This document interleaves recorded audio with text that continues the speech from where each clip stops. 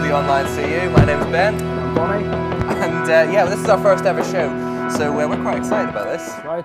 And we have an awesome lineup of things planned for you tonight. That's right. We have one of our students trying to learn a new trick. We've got a testimony from one of our local ministers, and our resident Jesus lookalike giving us a talk on life goals and ambitions. But first, we're going to have some news of our on-campus shenanigans. Now, we understand that many of our viewers are not Stafford students, and so they're not quite familiar with the ways of our campus. So to make it a bit more interesting, Ben, what we're going to do is we're going to give them just 30 seconds to do this bulletin. Okay. Pressure news. So yeah, to give it a go, it's Elliot Rowe. First of all, we have congratulations to the winners of the SU elections, Deo, Rochelle, Mel, Alice and Chris. In other news, game designers from Stafford are heading to the Gadget Show live after making the grand final of the International Make Something Unreal Live 2013 competition. In other tech news, the Mars rover has been hit by a computer glitch. Our suggestion is that they try turning it off and on again. That's normally what we do. In more bizarre news, there's been a trend of videos featuring singers and goats going around the internet. And finally, we just wish our presenter Bonnie happy birthday. Oh, and one final story. So, sorry about that, Elliot. You're out of time there. So coming up next, there is something very cool coming up next. Yeah. This is our first show. I think people are just forgetting their lines. Well, the next thing is one of our members now, Jacob Shell, right? He's going to try doing this Rubik Cube. And he's going to do it in 3 days. Okay. Now, Jacob has never actually solved a Rubik's Cube before. So we've had to get our friend Michael to try and teach him how to do it. Well, so now let's have a look at how he did it.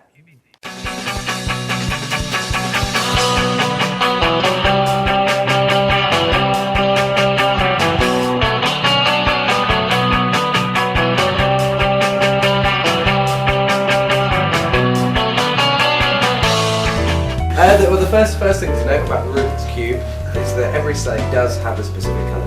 Yeah. You know that because it's the middle one, because that cannot move. So you know that's the white side, because no matter how you move Oh, it, I see. that will always be the white, that will always be the red, that will always be the yellow.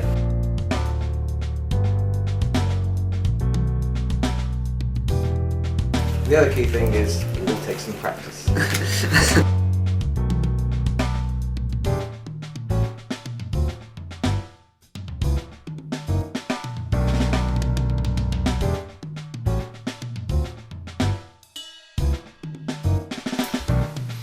So I'll model this up for you.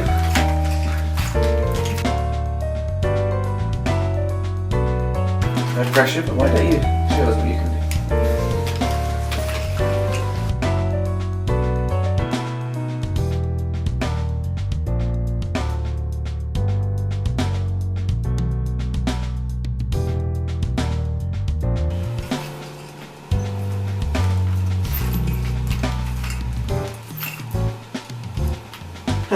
It's completed it.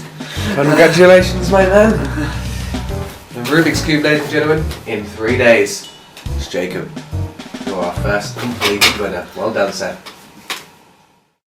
Well, I'd just like to say well done, Jacob, on doing that. I loved how fast you were able to get it down by the end of the week. Definitely was no speeding up there. Right. And that was our. But the interesting fact for you before we moved on is that was our director Michael, who is the creepy kind of guy. So yeah. That's right. We like to talk about our director. Well, now before we invite our speaker into the studio, we have a food for thought from guess who? Michael Barrett, our director. And now it's time for Food for Thought with Michael. Now, the second law of thermodynamics is entropy, which states that all things are moving towards chaos and non-usable energy. In other words, everything is running down. Now, we know the universe exists. Well, we're in it. We also know the universe cannot be infinitely old, because if it were, it would have entered into a state of entropy long ago. We know the universe is not in a state of non-usable energy, therefore it is not infinitely old. If the universe were infinitely old, the universe would have run out of energy long ago. Since the universe is not infinitely old, it had a beginning. Now, the universe could not have brought itself into existence. Something before the universe and greater than the universe must have brought the universe into existence. God, perhaps? Interesting.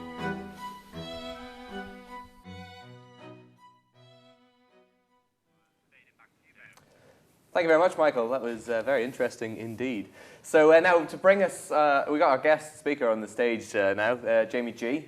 Before he delivers his talk, we're just going to ask a few questions of you, Jamie, if you don't mind. I don't mind. So yeah, without further ado, here are the questions. Now, the reason for doing these questions is that during the kind of first day that you'd be at Stafford, if you were a fresher, you might get asked some, if not all, of these questions. So I know you're obviously au fait with Stafford, but some people at home might not be. So here we go then. Are you ready? Quick fire? I am ready. Hit me. Okay. Jamie, modern or retro? Retro. Graphics or story? Story. Mario or Sonic? Mario. Reggae or rap? Rap. Superman or Batman? Superman. Yoshi or Croc? Yoshi. Bap or Bun? Bap. Mornings or evenings? Evenings. Xbox or PS3? PS3. Mac or PC? Mac. Pepsi or Coke? Coke. AMD or Intel? Intel. Aero or Metro? Aero. Okay, too hot or too cold? Too hot. NVIDIA or ATI? ATI. Android or iOS? Android. On your back or on your side? On my back. Innie or outie?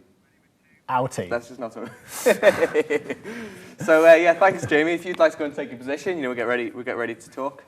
So yeah, thank you. This is Jamie G. Okay, before I begin, I would just like to say I have absolutely no idea what that last question actually meant. So, I'm going to begin this talk by telling you a little bit about myself. As you already know, my name is Jamie G, and I am a final year here at Stafford campus. And apparently, I am the resident Jesus lookalike. I often get jokes, especially from Bonnie, the presenter, such as, "Here cometh the Lord," or "The Lord has spoken," to which I often respond by telling them off for blasphemy. The course I am studying is the Bachelor of Science in Film Production with Music Technology. Alongside that, I have done and continue to do some of my own film projects, as well as having had various professional film jobs, mostly in the sound department. I'm sure you would agree that this is definitely the CV of somebody who has very specific life goals and ambitions, and that's what I'm here to talk to you about this evening, your life goals and ambitions, and seeking fulfillment in them. I am just going to open in prayer. Father, thank you for this evening, and thank you for being here. Lord, I just pray those watching this, whether it be here or in the studio, or online, and thank you that you'll speak to them all. Be with me as I speak these words, and I thank you that your message is spoken this evening. In Jesus' mighty name, amen. I know I am not alone in having goals and that I want to reach in life, but the question you sometimes have to ask yourself is, then what? What happens when you've actually reached that goal in life? Where do you go from there? It is very often people have goals and ambitions for their life, but when they've reached them, they no longer really know what to do with their lives after that. For example, in an article from the Daily Telegraph titled, "After winning the gold medal, it dawns on you the most important race of your life is over." Here is a picture of rowing gold medalist Sir Steve Redgrave, where he says in the interview, "When you retire in work, particularly if you have represented a company for a long time, there is usually a day of celebration and enjoyment, but this is never the case in sport. Only in the weeks and months after winning the Olympic gold medal do you begin to appreciate all that you have done, how all the planning and tactics have yielded the ultimate prize. That realization, though, can be very difficult to deal with." He explains that he focused entirely on training for that medal, and then, after winning, just trusting that the rest of his life will just take care of itself. Everything in his mind was about that one moment. He didn't give any thought to what happens after it. This is Sir Chris Hoy, 4-time cycling gold medalist, said that the effects of winning are odd. Before your medal, you spend all your time on training and a strict diet, and socially, you don't exist. Suddenly, you're in the spotlight. Everyone knows who you are, and you no longer have any rules to follow. You find yourself eating like crazy, drinking whatever pleases you, staying up late, and generally getting into bad habits, until you realise the next Olympics are actually fast approaching, and suddenly you've got to get back into training. As well as that, you're considered by many to be the man to beat. You are the world's competition. Edwin Moses, who twice won gold for the 400-metre hurdles, was telling the Telegraph about this new pressure that is on you, one that he was not prepared for at all, and that's maintaining his reputation as gold medalist. Otherwise, by the next Olympics, you are forgotten about. But he wasn't sure, but he wasn't prepared for that moment, and he hadn't prepared for what was to come when he went back home and back to the school that he was at. He would often be getting the hurdles out because other pupils wanted a demonstration. He had to take his phone off the hook because he was getting so many calls all the time. A constant spotlight. All he wanted to do was win the hurdles. He didn't expect life to continue to have its challenges after winning that medal. Here is what Ben Ainsley, 3-time sailing gold medalist, said in the interview. After the 1996 Games, I did experience what they call post-Olympics depression. It was void, basically. There was nothing really going on in my life. My mates were all at uni. There was nothing really to train for. I went back to college and finished my A-levels, and it was all a bit flat. Sydney was different, although not necessarily in a good way. I had terrible nightmares which went on for a couple of months when I thought of winning gold in Sydney was a dream I had to go out and do to win the race again. I would wake up and go, oh my God, was that a dream? Have I really won gold? It was really weird and lasted quite a long time.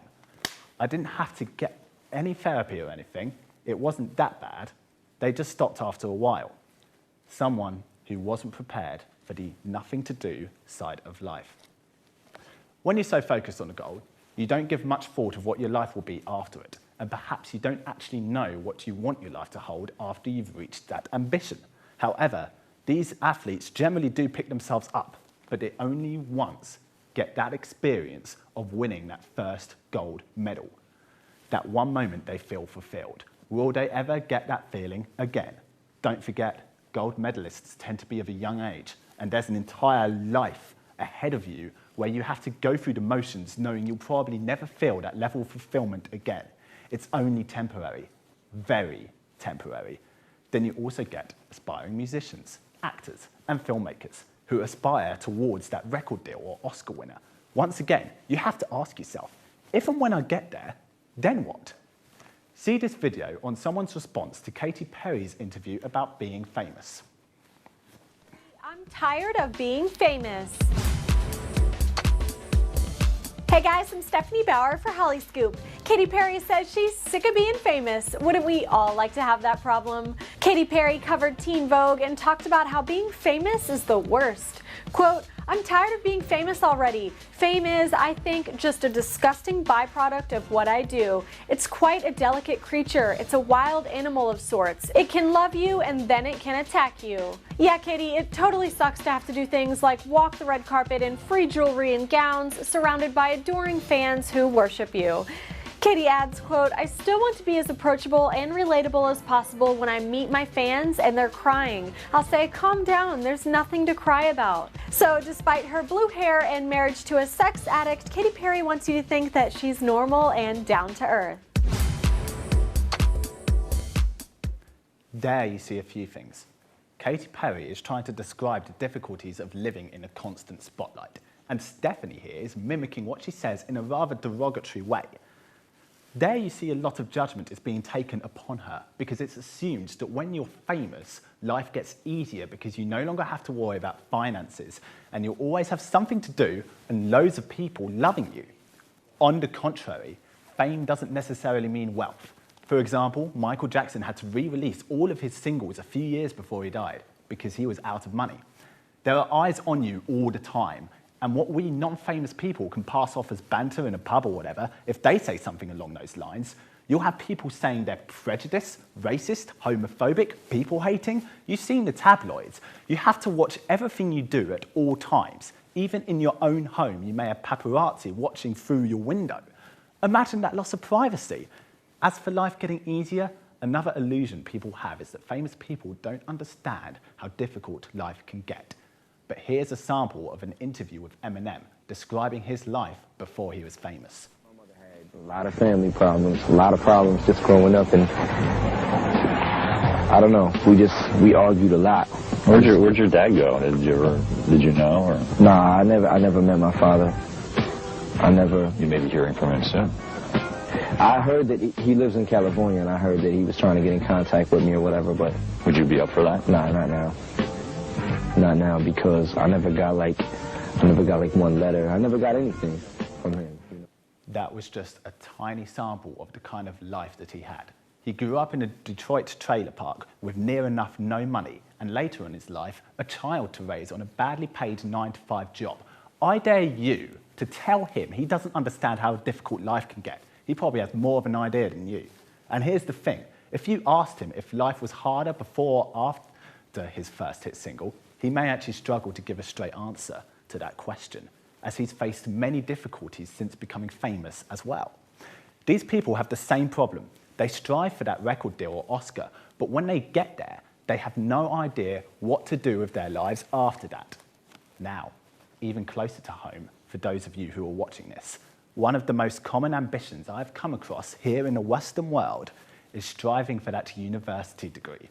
Many times, I've had a conversation with somebody and I dared actually ask them what they want in life. And so often it went something like this: do well in my A-levels, get into a good uni, and get a good degree. And I would ask them what they want to study. And they'd be like, don't know really, whatever takes my interest, I guess. And then I asked them where they want to take that degree afterwards. And they haven't a single clue. So basically, their life's ambition is to get a degree. That is what they want in their life. One thing to note, most uni students, when you graduate, you are young, really young. There's an entire life ahead of you. You intend to just take it as it comes. You seek fulfillment in a degree, and once you get it, is that going to be your one life's most moment of fulfillment? When you shake your hands with that chancellor and receive that piece of paper, will you ever feel that moment of fulfillment again in your life? So, what do we, as Christians, have to say about life goals and ambitions? Personally, I think they're great. It's always good to have something to strive for, a level you want to get to. But here's the difference. It's about always having a goal, another goal after that goal, and another goal after that. And one main ambition, legacy. What will my life mean after I've died? The Bible is full of people who have one main ambition in life, and that is to seek God's face, to get to know God, and to get to be like him. Paul, the follower of Jesus who wrote 2/3 of the New Testament, said this in a letter he wrote to the Philippians in chapter 3, verses 12 to 14. I don't mean to say that I have already achieved these things or that I have already reached perfection, but I press on to possess that perfection for which Christ Jesus first possessed me. No, dear brothers and sisters, I have not achieved it, but I focus on this one thing, forgetting the past and looking forward to what lies ahead. I press on to reach the end of the race and receive the heavenly prize for which God, through Christ Jesus, is calling us. He wanted to be just like Jesus. And most of us Christians strive to be just like Jesus. And why is that? Because nobody has loved like Jesus has. Jesus came to the world with only one goal in life, and that was to bring salvation to each and every person who lived in this world. And he knew there was only one way he could do this, suffering painfully in a very slow death. Now that doesn't sound like a glamorous life, I understand that.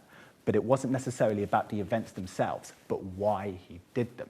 Jesus felt fulfilled when he died on that cross. Amongst his last words were, "It is accomplished." And while there, he thought of you, he thought of me, and he was just so glad he did what he did, so that we could all live eternally. And he lived a legacy still not forgotten 2,000 years later. And here's the thing. We all hear the phrase, life is short, that there's no point being too focused on anything as life will soon be over anyway. But we as Christians say that life being short is exactly the reason we should give it our all. We don't have much time, so we should make the most of it and make it count. We seek God's kingdom, and that's a goal that not only keeps progressing as life goes on, but will keep reaching higher levels in our spiritual life. And it's something that literally takes your entire life to achieve. You can leave a legacy unforgotten. Now, I understand a lot of you may be watching this. You don't believe in eternity, and I don't blame you. Once upon a time, I didn't either. But don't forget that eternity, whether you believe in it or not, is long. Very, very long. Something worth thinking about is, what if you live your life, death comes, and you were wrong? Thank you very much for that, Jamie. Now remember, if you have any questions about anything that Jamie's talked about tonight, feel free to get in touch on our website, Twitter, Facebook. Sorry. Well, now, however, we have one of our ministers, Alex Harris, giving us testimony on how he came to know God. So I come from an absolutely brilliant family, great family, just the right mix of love and of discipline, a really good mum and a really good dad, but not a Christian family. So all through growing up, I never went to church. Consciously, I don't remember ever meeting a Christian, had no ideas at all about religion, what just wasn't interested. And so when I rolled into university, if you'd asked me about Christians or about Christianity, I think I would have said one of three things. First, I would have said, well, look, Christians are a bit weird, aren't they? All my perceptions of Christians were they're a little bit odd. Whatever happened behind those closed doors on a Sunday, I didn't want anything to do with. Christians are just weird. Secondly, I would have said it's irrelevant. What on earth has Christianity got to do with me? I was 19 years old, I was doing my degree, I was excited about life. Great for a blue rinse brigade, but absolutely irrelevant for me. And thirdly, I would have said, well, it's probably untrue, isn't it? The Bible perhaps was useful hundreds of years ago to explain things that science has now got a grip on it. It's just not true. And when I rolled into university, I met a guy called Paul. Now Paul was big into his sport. He was a footballer. I love sport as well. And straight away we just clicked. We just got on. We were great mates. But he was a Christian. And so we used to give him all this banter. You can probably imagine all this kind of banter about him being a Christian and what it meant. I remember one time, for example, he came into the changing room and we'd arranged all his kit into the shape of the cross. And as he came in, we all got down and were like, "Way, here he comes!" Just all this banter. But he was a really good lad as well, and we were really good friends. And then there was one night, I remember it really clearly. It was kind of the end of season or end of term party. And we were all dressed up, so us lads had our nice dicky bows and tuxedos, and we're looking a bit James Bondy, and all the ladies had come in wearing their slinky little dresses and looking the business. And Paul had come along, a couple of hundred people in this room, and Paul had come along. And Paul and I we just happened to be sitting at the same table together. And he'd come along and he was part of it, he'd had a couple of pints, but he hadn't got drunk. And then the strippers we'd hired came on. And my mate Paul, he just stood up, no big fanfare, just stood up and said, "Lads, don't want anything to do with this. I'll be back in half an hour, don't want anything to do with this." But as he walked out, we were banging the tables, yelling after him. You can probably imagine the kind of language we were using. On the outside, gave him all this. And yet on the inside, I was, wow, incredible that a man should be able to live like that. And it wasn't Paul who actually told me about Jesus, but it was because of Paul that I listened.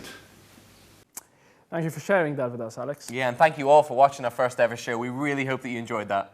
Of course, we want to get you guys, the audience, involved in this show, so please do give us your feedback on Facebook, Twitter, stuff like that. Yeah, there you can tell us your thoughts, your opinions, and if you have any other big questions that you'd like us to explore, let us know what they are and we'll try and bring them into the show. Until then, we wish you all a good night, and thank you for watching Online. See you. Yeah, you stay classy, Stafford.